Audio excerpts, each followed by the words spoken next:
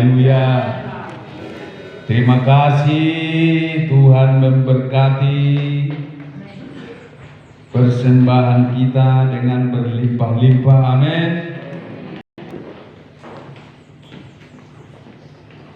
Shalom.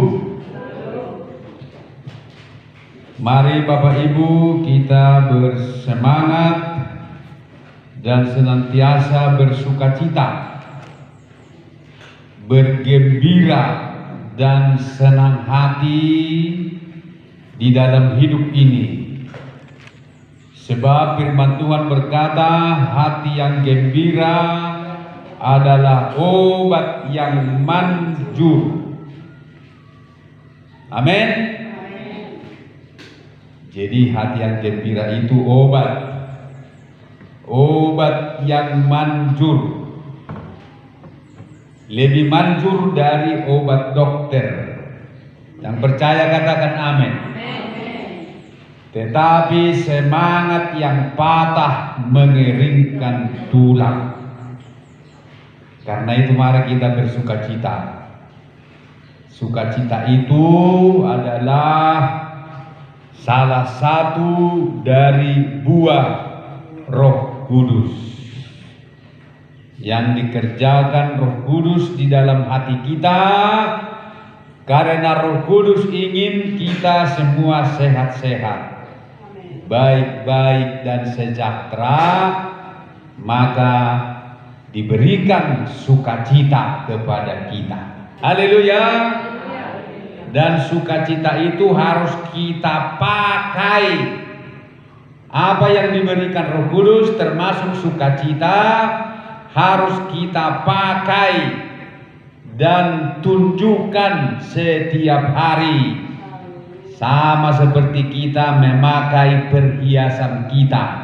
Jangan disimpan-simpan di lemari perhiasannya, emasnya, kulabunya, gelangnya. Pakai melayani Tuhan. Haleluya. Pakai memuji Tuhan dan jual untuk pekerjaan Tuhan. Yang mau katakan amin. Amin. Terpujilah Tuhan. Amin. Haleluya. Mari kita baca firman Tuhan, Kejadian pasal 49 ayat 22 sampai dengan 26. Mari kita baca, saya terlebih dahulu, kita bergantian tentang berkat Yusuf. Yusuf adalah seperti pohon buah-buahan yang muda, pohon buah-buahan yang muda pada mata air. Dahan-dahannya naik mengatasi tembok. Walaupun pemanah-pemanah telah mengusiknya, memakannya dan menyerbunya. Namun panahnya tetap kokoh dan lengan tangannya tinggal lihat. Oleh pertolongan yang maha kuat, pelindung Yakub, oleh sebab gembalanya gunung batu Israel. Oleh Allah yang akan menolong engkau, dan oleh Allah yang maha kuasa yang akan memberkati engkau dengan berkat dari atas, dengan berkat samudra raya yang letaknya di bawah, dengan berkat buah dada dan kandungan. Berkat ayahmu melebihi berkat gunung-gunung yang sejak dahulu, yakni yang paling sedap di bukit-bukit yang berabad-abad. Semuanya itu akan turun ke atas kepala Yusuf, ke atas batu kepala orang yang teristimewa di antara saudara-saudaranya. Mari kita berkata amin. Amin. Amin. Amin.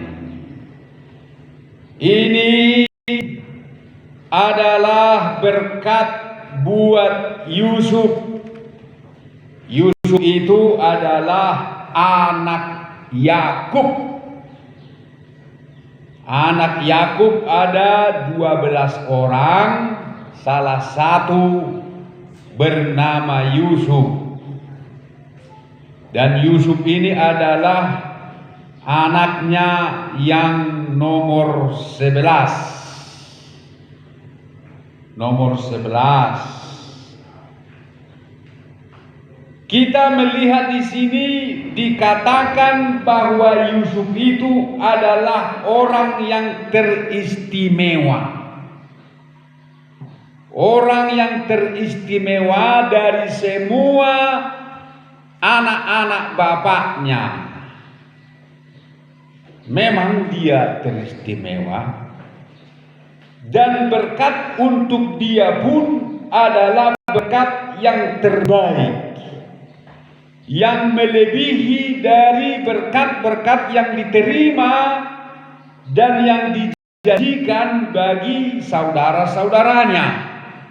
Yusuf menerima yang terbaik. Haleluya. Yang terbaik. Untuk lebih memperjelas berkat yang akan dan yang sedang diterima oleh Yusuf ini, boleh kita baca dalam Ulangan pasal 33 ayat 13 mulai. Ulangan 33 ayat 13. Tentang Yusuf ia berkata, kiranya negerinya diberkati oleh Tuhan dengan yang terbaik dari langit, dengan air embun dan dengan air samudra raya yang ada di bawah, dengan yang terbaik dari yang dihasilkan matahari, dan dengan yang terbaik dari yang ditumbuhkan bulan, dengan yang terutama dari gunung-gunung yang sejak dahulu, dan dengan yang terbaik dari bukit-bukit yang berabad-abad, dan dengan yang terbaik dari bumi serta segala isinya, dengan perkenanan dia yang diam dalam semak duri. Biarlah itu semuanya turun ke atas kepala Yusuf, ke atas batu kepala orang yang teristimewa di antara saudara-saudaranya. Amin. Nah, jelas sekali dikatakan bahwa semua yang terbaik yang datang dari langit, yang datang dari matahari, dari bulan, yang datang dari gunung-gunung dan dari bukit-bukit, yang terbaik dari bumi serta segala isinya akan turun ke atas kepala orang yang teristimewa, yaitu Yusuf. Enak ya? Enak sekali. Karena ini adalah dijanjikan Tuhan dan diberikan Tuhan. Tetapi ibu bapak tahu berkat ini turun kepada Yusuf bukan begitu saja turun seperti simsalabim. Simsalabim langsung dia menerima semua itu. Kalau dia dikatakan orang yang teristimewa, berkatnya pun yang teristimewa, kesukaran hidupnya pun istimewa juga. Persoalannya pun, bebannya pun, deritaannya pun istimewa, luar biasa. Derita, sengsara, pencobaan yang dialami oleh Yusuf, dia tidak menerima semua itu serta-merta simsalabim langsung dia terima.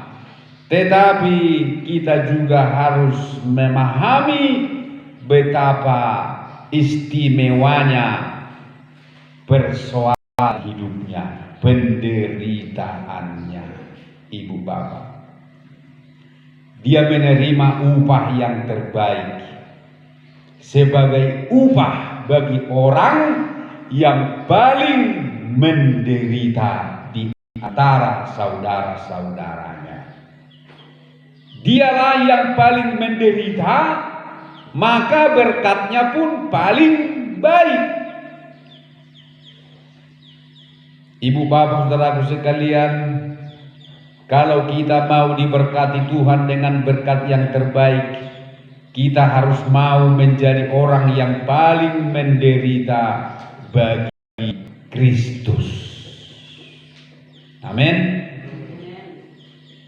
Paling menderita.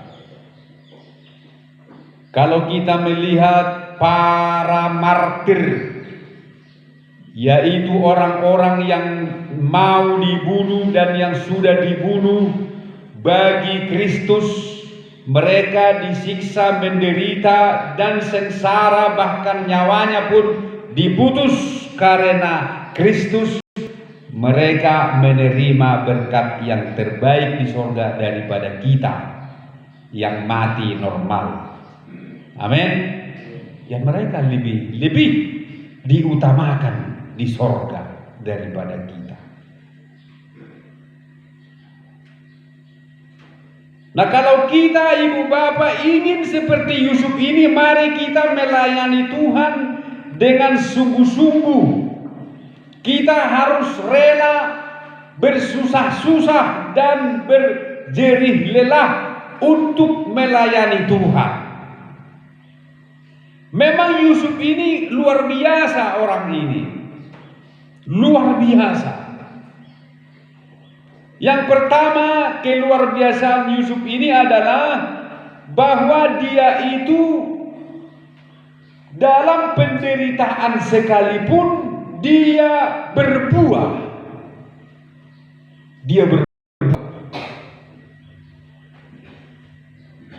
Dia tetap berbuah walau dalam penderitaan. Itulah sebabnya ketika anaknya lahir, anak yang kedua lahir, diberi nama siapa? Anak yang kedua, tengok kamu, Efraim. Dalam Kejadian 41, mari kita lihat Efraim anak yang kedua. Anak yang pertama Manasye, anak yang kedua Efraim. Kejadian 41 ayat 52.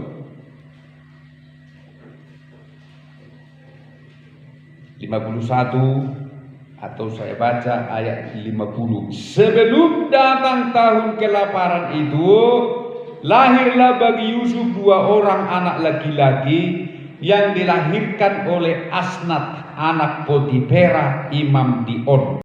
Yusuf memberi nama Manasye kepada anak sulungnya itu, sebab katanya, Allah telah membuat aku lupa sama sekali kepada kesukaranku dan kepada rumah bapakku.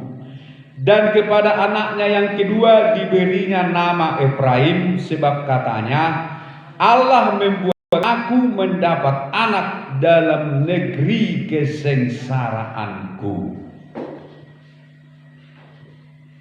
Ini yang pertama, kita melihat bahwa dia itu luar biasa, di mana kesengsaraannya, kesukarannya tidak menghalang-halangi dia berbuah. Itulah sebabnya anak yang kedua diberi nama Efraim, karena dia merasa, maka dia pun berkata bahwa Allah membuat aku mendapat anak dalam negeri kesengsaraanku. Artinya dalam kesengsaraan pun dia itu masih memiliki buah. Dia menghasilkan, secara jasmani menghasilkan anak. Secara rohani dalam kesengsaraannya dia berbuah, tetap memuliakan Tuhan. Anak yang pertama diberi nama Manasye, sebab Allah telah membuat aku lupa. Jadi manasi itu artinya melupakan, lupa. Jadi bagi Yusuf, kesukaran itu, penderitaan itu bukan sesuatu yang diagung-agungkan, yang diingat-ingat. Banyak orang terlalu membesar-besarkan persoalannya dan mengecilkan kasih karunia Tuhan. Membesar-besarkan kesukarannya, mengecilkan pertolongan Tuhan. Banyak juga orang-orang Kristen yang tidak bisa melupakan masa lalu. Sampai-sampai nama anaknya buat si derita berangin-angin, ya kan? Saking dia tidak bisa melupakan penderitaan itu, dibuat nama si derita. Tetapi Yusuf tidak mau begitu. Dia lupakan semua kesukaran, dia lupakan penderitaan. Dia berpikir bahwa semua itu adalah rencana Tuhan yang akan menghantar dia mencapai sukses. Dan dia juga melupakan sakit hati. Dia tidak sakit hati. Di sini dikatakan bahwa Yusuf itu melupakan rumah bapakku. Artinya ketika dia di rumah bapaknya, dia selalu disakiti oleh saudara-saudaranya. Dia dijolimi, bahkan dia selalu dipukul, difitnah. Tetapi semua pengalaman yang pahit di rumah bapaknya, sakit hati, dilupakan. Itulah yang membuat dia diangkat oleh Tuhan. Jadi kita pun ibu bapak, kita harus bisa melupakan sakit hati. Amin. Jangan diingat terus kesalahan orang. Yang berlalu-berlalulah. Amin. Itu kalau kita ingat-ingat terus, sakit hati itu akan menghalangi kita mendapatkan berkat-berkat Tuhan. Haleluya. Lupakan, jangan ada sakit hati. Yusuf ini bisa dia sakit hati. Bayangkan ibu bapak, 10 saudaranya yang lain kecuali adiknya. Kalau adiknya kan Benyamin kan gak mungkin lah menyakiti dia, masih kecil atau mungkin belum lahir.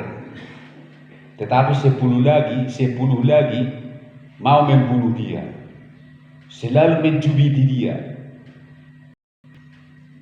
selalu cari masalah dengan dia. Karena apa? Karena Yusuf ini mendapat mimpi. Dia mendapat mimpi, mendapat nubuatan dari Tuhan. Gara-gara mimpinya inilah dia dibenci oleh saudara-saudaranya.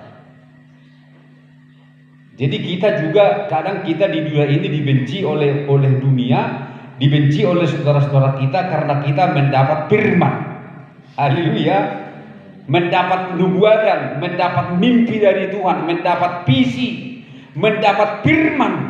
Oleh karena firman Tuhan, kita bisa disakiti, kita bisa dijolimi, dibenci, karena kita memiliki firman Tuhan. Tetapi kita jangan sakit hati.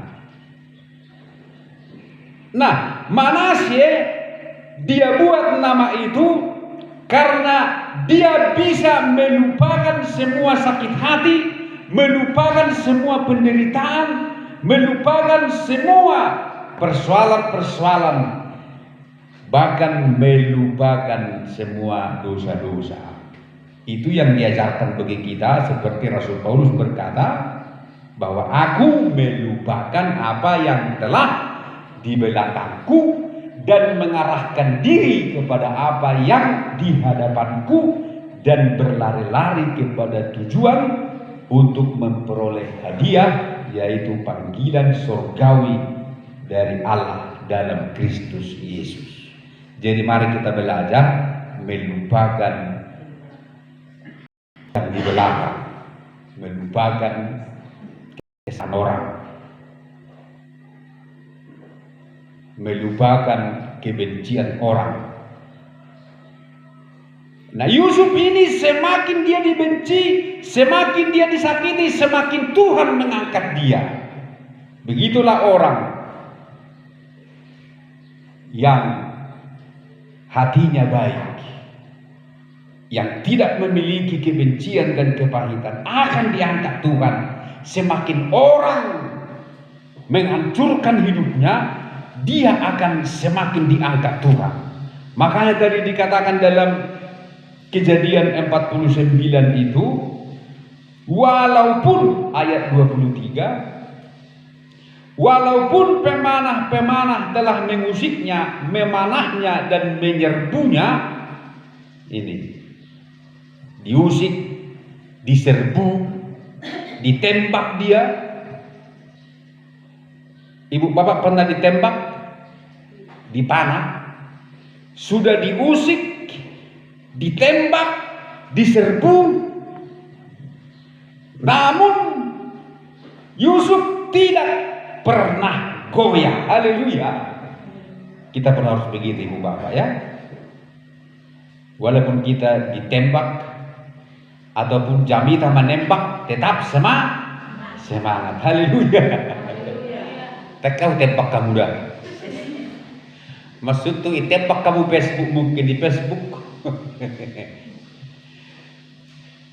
Jadi Yusuf ini luar biasa ya, luar biasa dia.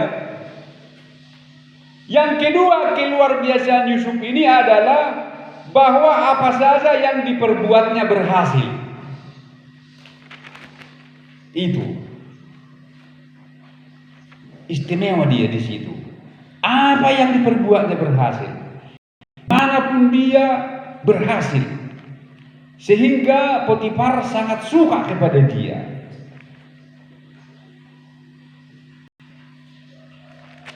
Kita baca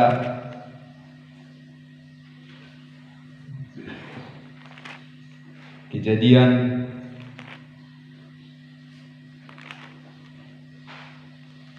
39 ayat 2. Kejadian 39 ayat 2. Tetapi Tuhan menyertai Yusuf sehingga ia menjadi seorang yang selalu berhasil dalam pekerjaannya. Amin. Ayat 3. Setelah dilihat oleh tuannya bahwa Yusuf disertai Tuhan dan bahwa Tuhan membuat berhasil segala sesuatu yang dikerjakannya, maka Yusuf mendapat kasih tuannya dan ia boleh melayani dia. Kepada Yusuf diberikannya kuasa atas rumahnya dan segala miliknya diserahkannya kepada kekuasaan Yusuf. Sejak ia memberikan kuasa dalam rumahnya dan atas segala miliknya kepada Yusuf, Tuhan memberkati rumah orang Mesir itu karena Yusuf, sehingga berkat Tuhan ada di atas segala miliknya, baik yang di rumah maupun yang di ladang. Luar biasa. Apa yang dikerjakannya berhasil. Apa yang dipegangnya berhasil. Mengapa begitu ibu bapak?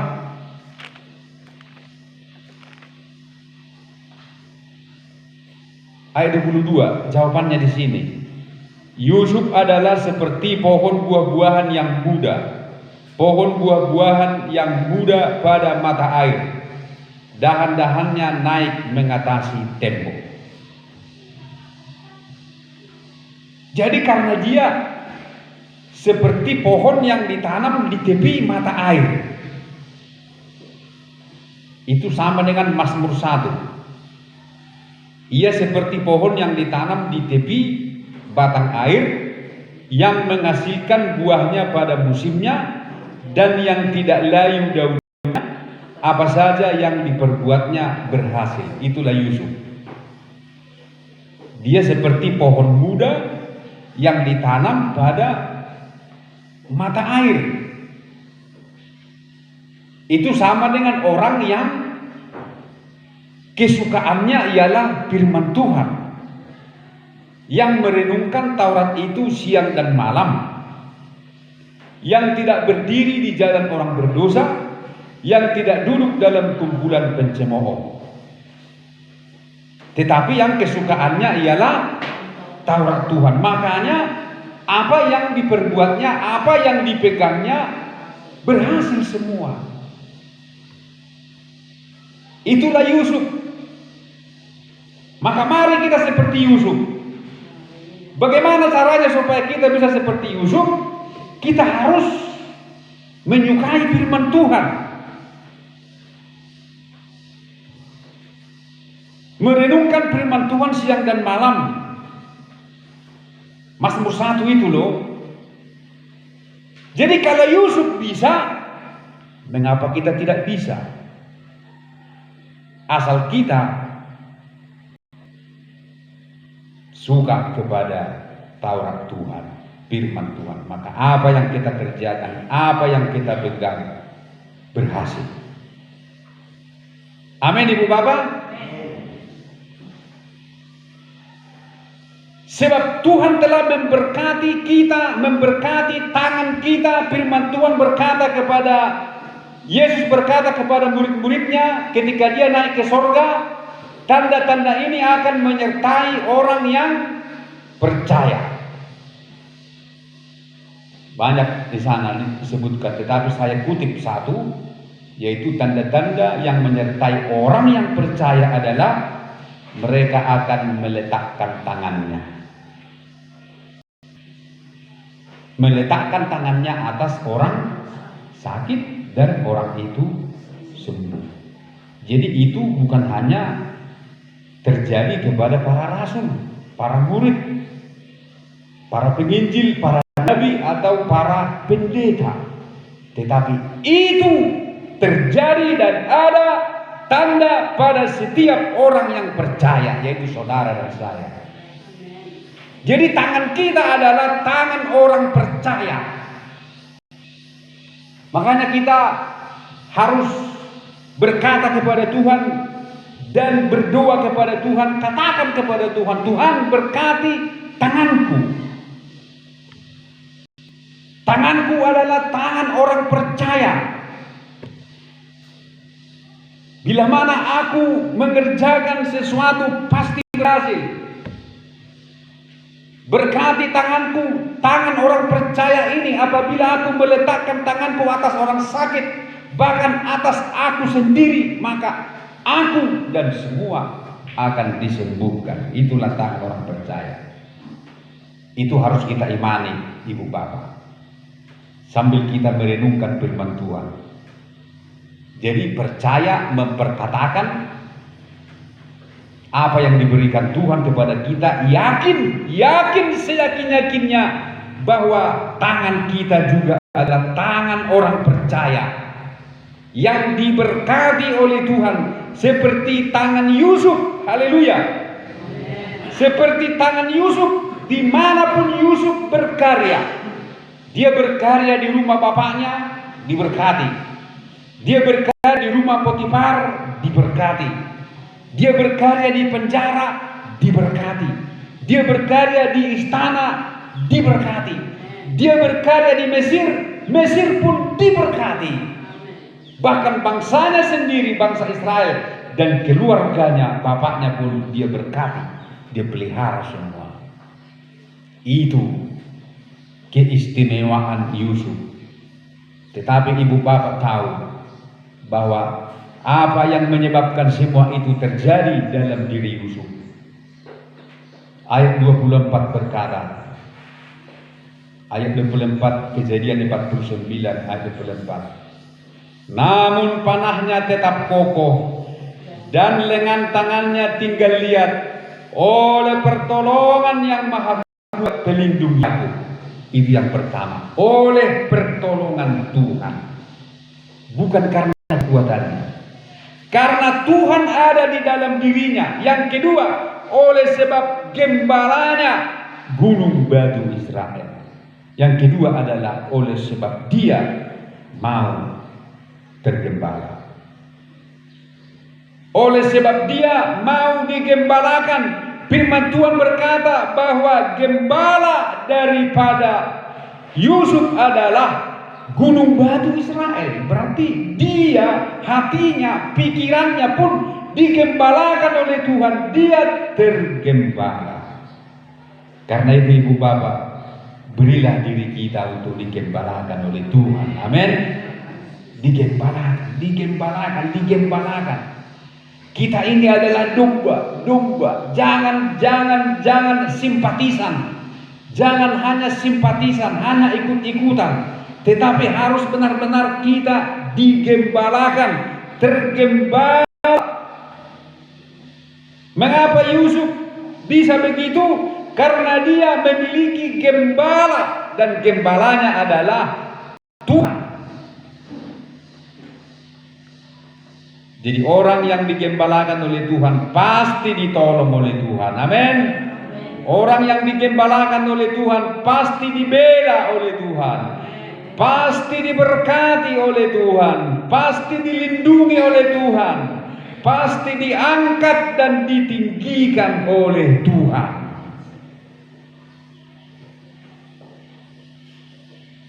Ada lagi hal yang istimewa dari Yusuf ini adalah bahwa Yusuf ini berhasil merebut kesulungan, merebut hak anak sulung, merebut kedudukan sebagai anak sulung.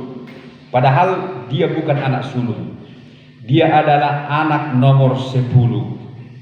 Tetapi firman Tuhan mencatat dia itu menjadi anak sulung, bukan lagi Ruben yang anak sulung. Mari kita baca 1 Tawarik 5. 1 Tawarik 5 ayat 1. Tolong dibaca. Anak-anak Ruben, anak sulung Israel, dialah anak sulung, tetapi karena ia telah melanggar kesucian kejujuran ayahnya, maka hak kesulungannya diberikan kepada keturunan dari Yusuf, anak Israel juga, sekalipun tidak tercatat dalam sila sebagai anak sulung. Ayat 2. Memang Yehuda lah yang melebihi saudara-saudaranya, bahkan salah seorang dari antaranya menjadi raja. Tetapi hak kesulungan itu ada pada Yusuf. Amin. Yusuf menjadi anak sulung. Dia rebut anak sulung itu sama seperti bapaknya, Yakub, yang merebut anak sulung dari Esau. Jadi dia itu benar-benar meneladani bapaknya. Kalau bapaknya dulu merebut hak anak sulung, merebut pangkat anak sulung dari Esau, tetapi Yusuf juga memperoleh berkat yang sama. Kepada dia dianugerahkan oleh Tuhan kesulungan. Dia berhasil merebut kesulungan itu dalam hal kesucian, kekudusan. Mengapa Ruben tidak lagi anak sulung? Karena dia najis. Apa alasannya disebutkan Ruben tidak lagi anak sulung? Tetapi karena ia telah melanggar kesucian petiduran ayahnya. Dia jatuh dalam perzinahan. Artinya tidak kudus, tidak suci, najis. Dia tidur dengan istri ayahnya. Dosa besar. Si Ruben ini kurang ajar, si Ruben ini. Padahal si Ruben sudah punya istri, Ruben sudah punya suami, tapi dia bermain-main lagi dengan istri ayahnya, Bilha.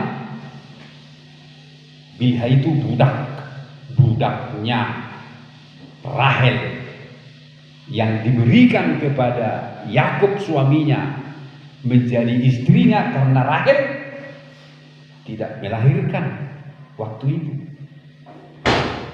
Jahat si Ruben ini. Maka Tuhan pun menggeser Ruben, memecat Ruben. Tidak kau lagi anak sulung, tetapi Yusuf, bukan Yehuda, tetapi Yusuf. Yehuda pun ada kasusnya, ada skandalnya si Yehuda. Tahu apa skandal si Yehuda? Yehuda ini pun bermasalah pula si Yehuda. tanpa sepengetahuannya Yehuda tidur dengan pemainnya. Jadi gudang luang kena. Tanpa sepengetahuannya dia tidur dengan pemainnya karena pemainnya menyamar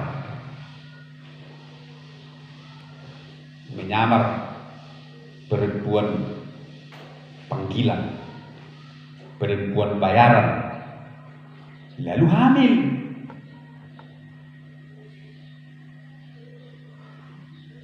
Jadi sama-sama jatuh dalam ketidakkudusan. Tetapi Yusuf, dia mempertahankan kekudusan, mempertahankan kesucian ketika istri Potifar menggoda dia untuk tidur dengan dia. Yusuf, dia terus ingat kepada Tuhan, dia takut kepada Tuhan, dia tidak mau melakukan itu karena dia sayang sama Tuhan. Dia menolak, dia berkata, maaf bu, maaf tante, semua seisi rumah ini diserahkan oleh Tuan Potifar sama aku. Semua dipercayakan kepada aku kecuali kau tidak diserahkan sama aku. Maka aku tidak mau melakukannya. Itu dicatat oleh firman Tuhan. Itulah yang diingat oleh Tuhan, kesucian kekudusannya, maka dia diangkat menjadi anak sulung. Haleluya. Saudaraku, tanpa kekudusan, tanpa kesucian, tidak seorang pun bisa melihat Allah. Amin. Makanya firman Tuhan berkata, kuduslah kamu, sebab tanpa kekudusan tidak seorang pun bisa melihat Allah. Siapapun kita, tanpa terkecuali harus hidup kudus. Siapapun kita harus mempertahankan kesucian.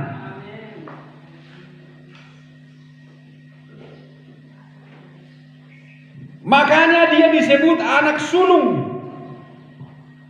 Dan yang paling hebat lagi ibu bapak, kalau kita baca dalam Kejadian pasal 15, ini adalah perjanjian Allah dengan Abraham. Ketika Abraham mempersembahkan korban kepada Allah, maka Allah pun menunjukkan kepada Abraham apa yang akan terjadi terhadap dia dan terhadap keturunannya. Allah memberitahukan kepada Abraham bahwa suatu saat keturunanmu akan diperbudak di Mesir 400 tahun lebih. Tetapi aku akan menolong anak-anakmu nanti, dan aku akan menyelamatkan mereka nanti. Dan kau sendiri pun akan dikuburkan di kuburan nenek moyangmu pada waktu telah putih rambutmu. Tetapi ayat ke-16 lihat, Kejadian 15 ayat yang ke-16. Tetapi keturunan yang keempat akan kembali ke sini, sebab sebelum itu kedurjanaan orang Amori belum genap. Ini keturunan keempat. Keturunan pertama siapa? Abraham. Yang kedua siapa? Ishak. Yang ketiga siapa? Yakub. Yang keempat siapa? Taruhlah Ruben, Simeon, 10 bersaudara. Tuhan berkata, keturunan yang keempat akan kembali dari Mesir ke tanah Kanaan, akan dikuburkan, akan dikumpulkan bersama-sama dengan kamu. Padahal ibu bapak tahu yang kembali ke Mesir itu siapa? Yusuf sudah mati, Ruben sudah mati, Simeon sudah mati, Lewi sudah mati, Yehuda sudah mati, ya, Asyir sudah mati, Gad sudah mati, Naftali sudah mati, Benyamin sudah mati, Zebulon sudah mati, semua sudah mati dan sudah dikubur di Mesir. Tapi Tuhan bilang keturunan keempat, dan Yehuda, Ruben punya anak, anaknya pun banyak dan juga sudah mati di Mesir 430 tahun. Sudah berapa anaknya itu? Tetapi keturunan keempat, kata Tuhan, akan kembali ke sini. Siapa itu? Itulah Yusuf. Yusuf, tulang. Hanya Yusuf, tulang-tulangnya dibawa. Memang dia kembali. Jadi tidak salah ini firman Tuhan. Kalau orang yang kritis diprotes ini, nggak tahu dia tentang arti rohani, pasti dia bikin ini di medsos ini.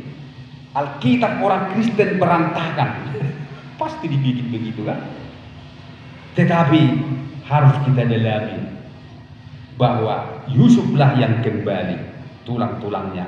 Hanya dialah yang kembali, keturunan yang keempat, tulang-tulangnya kembali dan dikubur di situ. Yusuf luar biasa. Bapak Ibu saudaraku sekalian, marilah kita semangat mengikut Tuhan Yesus. Walaupun ada api di tengah-tengah semak duri, percayalah semak duri itu tidak terbakar. Dalam bilangan ulangan 33 tadi dikatakan bahwa semua itu, ulangan 33 ayat yang ke-16, dan dengan yang terbaik dari bumi serta segala isinya, dengan perkenanan Dia yang diam dalam semak duri, biarlah itu semuanya turun ke atas kepala Yusuf, ke atas batu kepala orang yang teristimewa di antara saudara-saudaranya. Jadi semua berkat yang terbaik itu turun kepada Yusuf atas perkenanan Allah yang suka diam, yang suka berada dalam semak duri. Artinya Allah itu suka berada ketika kita dalam persoalan. Dia selalu hadir di dalam penderitaan kita. Makanya kita jangan putus asa, jangan menyerah, jangan goyah ketika ada masalah. Mungkin ada yang sakit, jangan imannya goyah. Harus bersyukur. Terima kasih Tuhan, aku hari ini sakit. Kau punya rencana mau menaikkan imanku. Haleluya.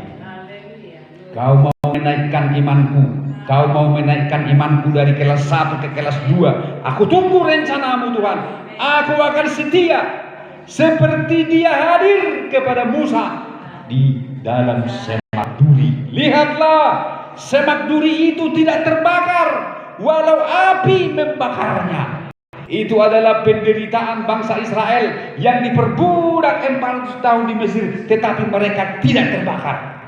Sama dengan Yusuf yang dalam penderitaan, dalam siksaan selama berapa tahun, tetapi penderitaan itu tidak membakar Yusuf. Justru itu mengangkat Yusuf menjadi orang yang diberkati oleh Tuhan dengan berkat yang terbaik. Haleluya. Mari Bapak Ibu, mengikuti Tuhan ini memang harus banyak daya, tenaga, kesabaran yang harus kita korbankan. Apabila kita bertahan seperti Yusuf bertahan, suatu saat kita akan diangkat tinggi-tinggi oleh Tuhan. Kita akan dimuliakan oleh Tuhan. Haleluya, haleluya. Mari kita bangkit berdiri Bapak Ibu. Kita menyanyi, kita menyembah Tuhan, kita bersyukur kepada Tuhan. Kita menyanyi, bagi Tuhan tak ada yang mustahil, bagi Tuhan tak ada yang tak mungkin. Inilah percaya kami Tuhan, bagimu tidak ada yang mustahil. Kami berada di dalam tangan-Mu, di dalam tangan Allah yang Maha Kuasa, Allah yang sanggup melakukan apa saja menurut kehendak-Mu.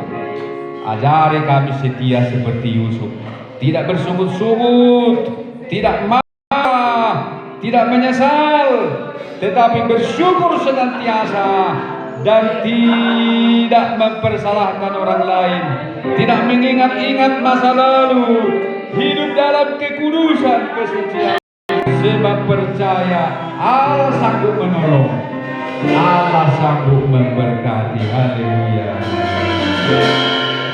Terima kasih Tuhan.